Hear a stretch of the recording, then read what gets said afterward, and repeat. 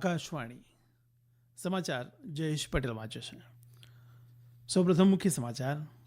ભાજપના વરિષ્ઠ નેતા અમિત શાહ અને કોંગ્રેસ નેતા પ્રિયંકા ગાંધી વાડ્રાએ આજે ગુજરાતમાં વિવિધ સ્થળોએ ચૂંટણી સભામાં સંબોધન કર્યું. લોકસભા ચૂંટણીની બાકી રહેલી બેઠકો પર ઉમેદવારોની પસંદગી વિશેની ચર્ચા માટે કોંગ્રેસ પાર્ટીની કેન્દ્રીય ચૂંટણી સમિતિની બેઠક આજે દિલ્હીમાં યોજાઈ, તો આમ આદમી પાર્ટીએ પક્ષના મુખ્યાલયમાં વોર રૂમની શરૂઆત કરી. કેન્દ્ર સરકારે બાંગ્લાદેશ, સંયુક્ત અરબ અમીરાત, ભૂતાન, બહેરીન, મોરિશિયસ તેમજ શ્રીલંકાને 99,000 મેટ્રિક ટનથી વધુ ડુંગળીની નિકાસ માટે મંજૂરી આપી. આજે વિશ્વ પશુ ચિકિત્સા દિન મનાવવામાં આવી રહ્યો છે. શાંઘાઈમાં તીરંદાજી સ્પર્ધામાં વિશ્વકપ પ્રથમ તબક્કાની મેચમાં ભારતની જ્યોતિ સુરેખા વેન્નમે સતત 3 વખત સુવર્ણચંદ્રક જીતી લઈને હેટ્રિક સર્જી છે. સમાચાર વિગતવાર. ભાજપના વરિષ્ઠ નેતા અમિત શાહે વિશ્વાસ વ્યક્ત કર્યો છે કે પ્રધાનમંત્રી નરેન્દ્ર મોદીના ત્રીજા કાર્યકાળ દરમિયાન ભારત વિશ્વના ટોચના 3 અર્થતંત્રોમાં સ્થાન ધરાવશે. તેઓ પોરબંદરમાં એક જાહેર સભાને સંબોધન કરી રહ્યા હતા. અમિત શાહે બંધારણની 370મી કલમ રદ કરવી, અયોધ્યામાં રામ મંદિરનું નિર્માણ કરવું, ત્રાસવાદ અને નક્સલવાદ જેવા દૂષણોને સફળતાપૂર્વક ડામવા તેમજ દેશોમાં શાંતિ સ્થાપવા જેવા ઐતિહાસિક નિર્ણયો લીધા છે. અમિત શાહે વોટ બેન્કનું રાજકારણ ખોલવા અને ધ્રુવીકરણ તરફી નીતિઓને બદલ કોંગ્રેસ પક્ષની ટીકા કરી છે. તેમણે દેશમાં હાલના યાત્રાધામોના પુનરુદ્ધાર બદલ પ્રધાનમંત્રીની પ્રશંસા કરી. તેમણે વિશ્વાસ વ્યક્ત કર્યો કે ભારતીય જનતા પક્ષ સતત ત્રીજી વખત ગુજરાતમાં બધી જ એટલે કે 26 બેઠકો પર વિજય પ્રાપ્ત કરશે. આ ઉપરાંત શ્રી શાહે ભરૂચ અને પંચમહાલમાં પણ ચૂંટણી સભાને સંબોધન કર્યું હતું. આ તરફ કોંગ્રેસના વરિષ્ઠ નેતા પ્રિયંકા ગાંધી વાડ્રાએ વલસાડ જિલ્લાના ધરમપુર ખાતે એક રેલીને સંબોધન કર્યું. તેમણે ભારતીય જનતા પક્ષ છેલ્લા 10 વર્ષમાં ગરીબો અને આદિવાસીઓ સાથે અન્યાય કરે છે એવો આરોપ મૂકીને સખત ટીકા કરી. તેમણે કહ્યું કે જો કોંગ્રેસ પક્ષ સત્તામાં આવશે તો આદિવાસીઓ માટે વિશેષ બજેટ ફાળવશે તેમજ ગરીબો અને ખેડૂતો તેમજ વંચિતોના કલ્યાણ માટે કામ કરવાના ઢંઢેરામાં આપેલા વચનને પાળશે. તેમણે દેશભરમાં 30 લાખ બેરોજગાર યુવાનોને રોજગાર આપવાની તેમજ શહેરી વિસ્તારોમાં પણ ગ્રામીણ વિસ્તારોમાં મનરેગાની જેમ જ 100 દિવસ રોજગાર આપવાની ખાતરી આપી. તેમણે ફુગાવો, મોંઘવારી અને બેરોજગારી જેવા મહત્વના મુદ્દાઓ વિશે શાસક પક્ષની ટીકા કરી. વરિષ્ઠ ધારાશાસ્ત્રી ઉજ્જવલ નિકમ મુંબઈની ઉત્તર મધ્ય લોકસભા બેઠક પરથી ભારતીય જનતા પક્ષના ઉમેદવાર હશે. આ બેઠક પર ભારતીય જનતા પક્ષના સાંસદ તરીકે પૂનમ મહાજન છે. ભારતીય જનતા પક્ષે ઓરિસ્સા રાજ્ય વિધાનસભાની ચૂંટણી માટે પણ પોતાના ઉમેદવારોની યાદી બહાર પાડી છે. ભાજપે કેન્દ્રપાડા વિધાનસભા મત વિસ્તારમાંથી ગીતાંજલિ શેટ્ટીને અને હિંડોળ બેઠક માટે સીમા રાની નાયક ઊભા રાખ્યા છે. ડોક્ટર ફકીર મોહન નાયક તેલકોઈ બેઠક પરથી અને પ્રશાંત કુમાર જગદેવ ખુર્દા વિધાનસભા મત વિસ્તાર પરથી ભાજપ વતી ચૂંટણી લડશે. કોંગ્રેસના રાષ્ટ્રીય અધ્યક્ષ મલ્લિકાર્જુન ખડગેએ તેમની પાર્ટી 5 ન્યાય અને 25 વચનો માટે કટિબદ્ધ છે તેમ જણાવ્યું. તો ગૌહાટીમાં પત્રકારોને સંબોધતા તેમણે પ્રધાનમંત્રી નરેન્દ્ર મોદીની ટીકા કરતા કહ્યું કે તેઓ છેલ્લા 10 વર્ષોથી પ્રજાને ખોટા વચનો આપી રહ્યા છે. કોંગ્રેસ અધ્યક્ષ મલ્લિકાર્જુન ખડગેએ ખાતરી આપી છે કે જો કોંગ્રેસ સત્તા પર આવશે તો મહિલાઓના ખાતામાં 1 લાખ રૂપિયા રોકડા જમા કરાવશે તેમજ કેન્દ્ર સરકારની નોકરીઓમાં 50% કોટા મહિલાઓને આપશે. મલ્લિકાર્જુન ખડગે આજે અસમના બારપેટા જિલ્લામાં કોયાકુચી ખાતે એક જાહેર સભાને સંબોધી રહ્યા હતા. તેમણે કહ્યું કે તેમનો પક્ષ યુવાનોને એપ્રેન્ટિસશીપ કાર્યક્રમ ઉપરાંત 1 લાખ રૂપિયાનું સ્ટાઇપન્ડ પણ આપશે. વાયએસઆર કોંગ્રેસ પક્ષના અધ્યક્ષ અને આંધ્રપ્રદેશના મુખ્યમંત્રી વાયએસ જગનમોહન રેડ્ડીએ 2024ની લોકસભાની ચૂંટણી માટે આજે તાડેપલ્લીમાં પોતાના પક્ષનો ચૂંટણી ઢંઢેરો બહાર પાડ્યો. તેમણે કૃષિ, શિક્ષણ, આરોગ્ય, માળખાકીય વિકાસ વગેરે ક્ષેત્રોમાં આવતા 5 વર્ષ માટે પોતાના પક્ષના વિકાસની પરિકલ્પના રજૂ કરી. તેલંગાણામાં 17 લોકસભા મત વિસ્તારો માટે ચૂંટણી સત્તાવાળાએ 625 ઉમેદવારોના કુલ 1060 ઉમેદવારી પક્ષો માન્ય રાખ્યા છે. 268 ઉમેદવારોના ઉમેદવારી પત્રો ચકાસણી બાદ નકારી કાઢવામાં આવ્યા છે. ચૂંટણી પંચે 428 ઉમેદવારી પત્રો પણ રદ કર્યા છે. આ સમાચાર આપ આકાશવાણી પરથી સાંભળી રહ્યા છો. લોકસભા ચૂંટણીની બાકી રહેલી બેઠકો પર ઉમેદવારોની પસંદગી વિશેની ચર્ચા માટે કોંગ્રેસ પાર્ટીની કેન્દ્રીય ચૂંટણી સમિતિની બેઠક આજે દિલ્હીમાં યોજાઈ હતી.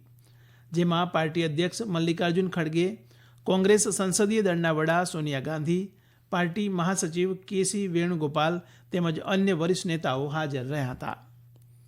આમ આદમી પાર્ટીએ પાટનગર દિલ્હીમાં આવતે મહિને યોજાનારી લોકસભાની ચૂંટણી પહેલા આજે પક્ષના મુખ્યાલયમાં વોર રૂમની શરૂઆત કરી.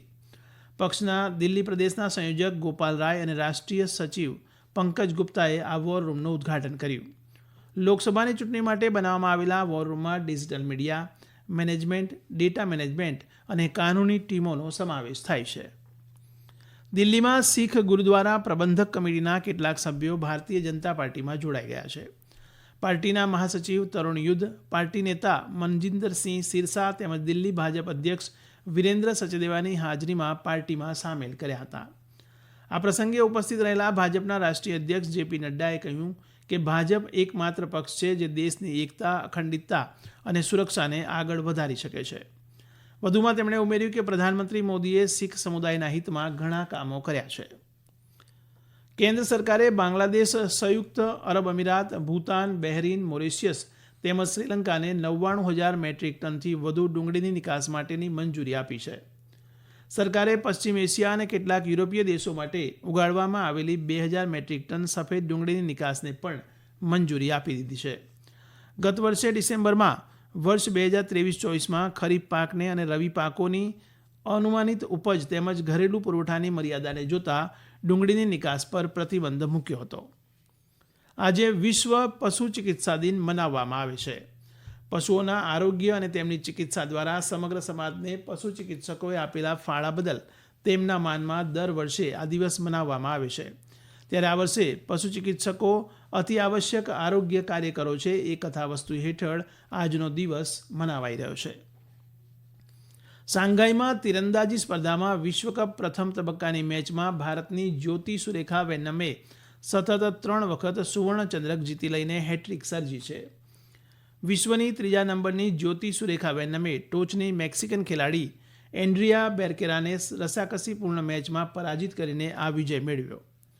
આ પહેલા મહિલાઓની સંયુક્ત ટીમ સ્પર્ધામાં જ્યોતિએ અદિતિ સ્વામી અને પરમિત કૌર સાથે મળીને ઇટલીને 236-225થી હાર આપી. સંયુક્ત મિક્સ્ડ ટીમની ફાઇનલમાં જ્યોતિએ પોતાના જોડીદાર અભિષેક વર્મા સાથે મળીને એસ્ટોનિયાના જોડકા ખેલાડીઓની ટીમને 158-157થી હરાવી સુવર્ણચંદ્રક જીતી લીધો. પુરુષોની વ્યક્તિગત સંયુક્ત સ્પર્ધામાં ભારતના પ્રિયાંશને રજત ચંદ્રક મળ્યો. આ પહેલા પુરુષોની સંયુક્ત ટીમ સ્પર્ધાની ફાઇનલમાં અભિષેક વર્મા, પ્રિયાંશ અને પ્રથમેશની ટીમે નીધરલેન્ડને 238-231થી પરાજિત કરીને સંયુક્ત ટીમ સ્પર્ધા જીતી લીધી છે. તરણ સ્પર્ધામાં આજે મલેશિયામાં ઇન્વિટેશનલ એજ ગ્રુપ સ્વિમિંગ સ્પર્ધામાં ભારતના શ્રીહરિ નટરાજે 100 મીટર્સની બેકસ્ટ્રોકમાં વિજય મેળવ્યો છે. તેમણે 54.71 સેકન્ડમાં આ અંતર કાપીને સુવર્ણચંદ્રક મેળવ્યો છે. હવામાન વિભાગ અનુસાર ગુજરાત સહિત દેશભરમાં કમોસમી વરસાદ પછી ફરી ગરમીનો પ્રકોપ વધશે. આગામી 2 દિવસો દરમિયાન પશ્ચિમી હિમાલયના ઘણા ખરા ભાગોમાં હળવોથી મધ્યમ વરસાદ તેમજ બરફવર્ષા થઈ શકે છે. આજે અને આવતીકાલે જમ્મુ કાશ્મીર, ગિલગિટ, બાલ્ટિસ્તાન, મુઝફ્ફરાબાદ તેમજ હિમાચલ પ્રદેશના કેટલાક ભાગોમાં ભારે વર્ષા તેમજ હિમવર્ષા થઈ શકે છે. આ તરફ પૂર્વોત્તર ભારતમાં અરુણાચલ પ્રદેશમાં હળવોથી મધ્યમ વરસાદ પડી શકે છે. તો વિદર્ભ, મરાઠવાડા, તેલંગાણા, છત્તીસગઢ અને દક્ષિણ ઓડિશાના કેટલાક ભાગોમાં ઝડપી પવન સાથે વરસાદ પડવાની સંભાવના છે. ઉપરાંત પંજાબના ઉત્તરી ભાગોમાં ગાજવીજ સાથે વરસાદી ઝાપટું પડી શકે છે. આ સિવાય ગુજરાત, રાજસ્થાન, મધ્યપ્રદેશ, ઉત્તરપ્રદેશ સહિતના મોટાભાગના રાજ્યોમાં હવામાન સૂકું રહેશે અને ગરમીનો પ્રકોપ વધી શકે છે. મણિપુરમાં વિષ્ણુપુર જિલ્લાના નારનસીના ગામમાં સશક્ત ઉગ્રવાદીઓએ સીઆરપીએફ પર કરેલા હુમલામાં 2 પોલીસ કર્મીઓ માર્યા ગયા છે. મૃતકોમાં એક ઉપનિરીક્ષક અને એક હેડ કોન્સ્ટેબલનો સમાવેશ થાય છે. આ હુમલામાં અન્ય પોલીસના 2 જવાનો પણ ઘાયલ થયા છે. અંતમાં મુખ્ય સમાચાર ફરી એકવાર. ભાજપના વરિષ્ઠ નેતા અમિત શાહ અને કોંગ્રેસના નેતા પ્રિયંકા ગાંધી વાડ્રાએ આજે ગુજરાતમાં વિવિધ સ્થળોએ ચૂંટણી સભામાં સંબોધન કર્યું.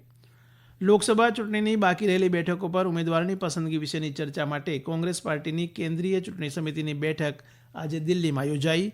તો આમ આદમી પાર્ટીએ પક્ષના મુખ્યાલયમાં વોર રૂમની શરૂઆત કરી. કેન્દ્ર સરકારે બાંગ્લાદેશ, સંયુક્ત અરબ અમીરાત, ભૂતાન, બહેરીન, મોરિશિયસ તેમજ શ્રીલંકાને 99,000 મેટ્રિક ટનથી વધુ ડુંગળીની નિકાસ માટે મંજૂરી આપી. અને આજે વિશ્વ પશુ ચિકિત્સા દિન મનાવવામાં આવી રહ્યો છે. શાંઘાઈમાં તીરંદાજી સ્પર્ધામાં વિશ્વકપ પ્રથમ તબક્કાની મેચમાં ભારતની જ્યોતિ સુરેખા વેન્નમે સતત 3 વખત સુવર્ણચંદ્રક જીતી હેટ્રિક સર્જ્યો. આકાશવાણી પરથી સમાચાર પૂરા થયા.